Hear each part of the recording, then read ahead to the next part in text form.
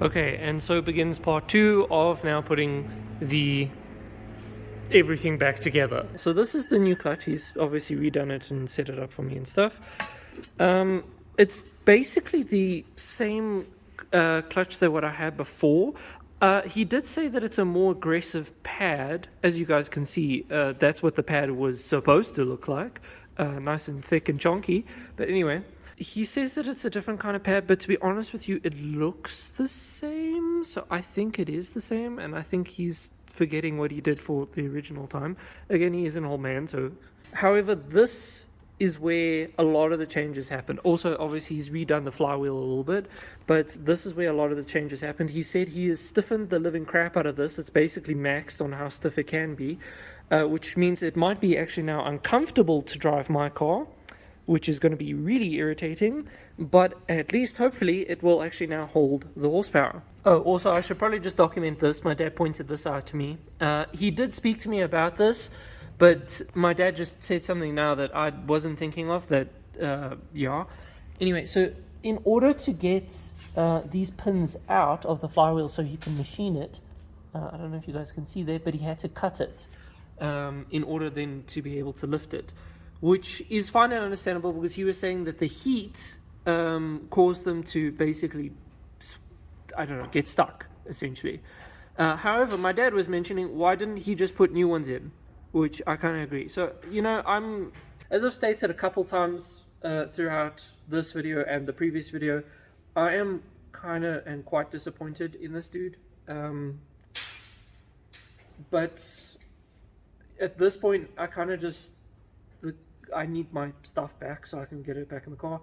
But I will let you guys know now, as soon as this car is back on the road, basically, I'm probably not going to be able to do any mods, which is really annoying because obviously, as you guys know, I've also bought 2 wings for the back of my car to make new products, but I don't think I'm touching any new products or anything like that until I can afford to buy an import clutch setup. Unfortunately, that's what I now have to do because I don't trust local people anymore. Wow, isn't that great? Please forgive my hair for this whole video. I was just watching back the previous clips. My hair's an absolute mess, and now I've tried to tie it back. It's in that awkward growth stage where it doesn't know what it's doing. But anyway, hello. This is, at this point, I think like 2 weeks later from that last clip, and I've driven the car. Basically, I don't daily drive the car anymore. I can't, unfortunately. I haven't got the money that I can afford to replace a clutch once a year, so I can't daily drive the car. I can't get stuck in traffic. Anyway, moving past that. So I've driven the car a fair amount, and this is everything up to date, basically. The clutch is not as bitey as it was when it first went in. Obviously, you know, that first bedding in period can be a little bit, like, exceptionally aggressive. It has bitten through a little bit, so it's a lot more easier now. I will note that it's still quite stiff and very much an on-off switch compared to what, you know, a normal clutch would feel like. And then on top of that, even past the previous clutch that I had in, or how the pressure plate was adjusted, this is very aggressive. Past that, it has been driving quite, like, completely fine. I do have troubles, like, trying to pull away, because obviously it's a new clutch. I don't want to go into boost and, like, actually rev out the car and stuff, because it will burn through the clutch, because it's brand new and hasn't bedded in yet. However, in order for me to pull away and actually get the clutch to bite, I literally have to, like, almost launch my car. And then especially on an uphill, which my driveway is an exceptionally aggressive uphill, so I'm actually convinced I've burned through this clutch pretty aggressively already, which is not a good thing. But anyway, I'm trying my best.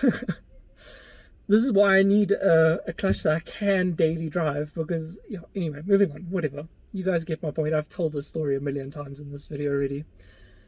I'm going to address a comment that I got in the previous video. Why is the clutch material so small? Why am I going for a puck clutch? Why not get a full material so that it would be easier to daily drive? As some of you guys will remember from when I did the turbo kit. When we pulled the engine out and we rebuilt it, I did a new clutch, and it was a hybrid system. So it was the full material and a puck clutch so that it could hold a high horsepower. The problem is with a hybrid system like that is basically once it wears, it'll slip when I go into boost. Basically, that stock material, the size of the clutch plate is not big enough to actually have much power, hold much power, because the amount of pressure being applied is not that great. So what happens is when it slips on the stock material, which it was meant to, but then grab on the harder material, because it's already slipping and creating friction and heat and a glaze, it kind of just goes over the harder material and then burns through that. So admittedly, with that now in my head, I do understand why everyone told me that that kind of clutch system is stupid and not to do it. But anyway, following on with why these puck clutches, the 3-puck clutches, are still not lasting. And that is simply, again, down to the amount of pressure able to being applied. So you must keep in mind, obviously, MX-5 is a very small car. And it's a very small engine that wasn't actually designed to make much horsepower. Well, the engine was designed to make a fair amount of horsepower, because it was actually originally designed to be turbocharged to make about 160 horsepower, I believe. But anyway. But the gearbox and diff were designed for this car specifically. So, but with the intention that that was now going to be a naturally aspirated engine. So the gearbox and diff can't hold that much power, hence why you always hear the NA MX-5 guys saying that they have to swap the 5-speed gearbox for the 1.8 liter 6-speed and the 6-speed diff, because it can hold more power, because the 1.8 liter has a bigger gearbox and diff. I actually believe the horsepower limitations of this gearbox and diff setup is about 220 horsepower, what I have. But you know, it's okay on street tires, but not on semis. Anyway, the other gearbox, the 1.8, can hold a lot more power.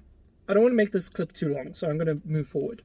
Anyway, the diameter of the flywheel clutch pressure plate, that whole system, is not big enough, even if you have to twiddle and fiddle and tweak and so on and so forth on the pressure plate.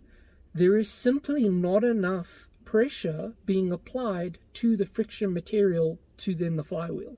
There is not enough pressure being applied because it's not big enough to apply that kind of pressure to hold that amount of power. You must remember, a stock NA Miata makes 90 wheel horsepower. I'm making 220. I'm making over double the standard horsepower. Do you think a stock pressure plate, even fiddled with, can hold double the horsepower? Think again. So that's why, because obviously then with a puck system, the pressure is not being applied against one big circle. It's being applied to very small pin points, those 3 pucks or 4 pucks, whatever you land up going for. Unfortunately, that also means that it wears faster, because now you're reliant on those 3. However, it can hold more horsepower. But anyway, Callum's got a 4-puck. This is the whole point of my complaining. Callum's clutch was built how this previous one was, that we had to pull because it burnt on mine. But he's got a 4-puck.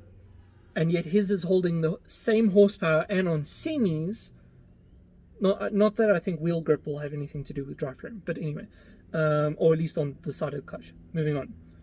But that's the biggest complaint that we have. Anyway, so that's why I want to look at doing an import clutch, because they literally in the States, they make a new pressure plate that is just bigger and so on and so forth. I actually think I can import a larger flywheel than even what the 1.8 has. I'm not actually sure, and I have to make sure that it fits within the bell housing of the 1.8 box. But anyway, short story long. Everything is now up to date on the MX-5. Or you guys are now up to date on the MX-5. It runs, it drives. It's driving actually quite well. I haven't gone into boost yet. I've done only 100 Ks so far. I still need to bed it in. I can feel that the clutch is worn through and that it's biting properly now, but I still want to do a proper bed-in period before I go into boost and so on and so forth. But yeah. So yeah, I hope you guys enjoyed this video, and I hope to see you guys in the next video. Just a quick reminder again, I don't know if I've had in the video already, but I have that limited edition merch and posters and stuff. Go check it out. Also, for those who have gone this far in the video, I just want to say a very big thank you, because this is my 300th video uploaded to YouTube. And I kind of just saw that the other day, and I felt kind of proud of myself for being at 300 videos. So I wanted to say thank you for anybody who's joined me this far. Thank you to all my subscribers. If you're not subscribed, please do subscribe. I tend to post funny content, or at least I try to, until I'm upset because something's broken. But anyway, until then, guys, thank you very much for joining me. Check the links in my description, and goodbye.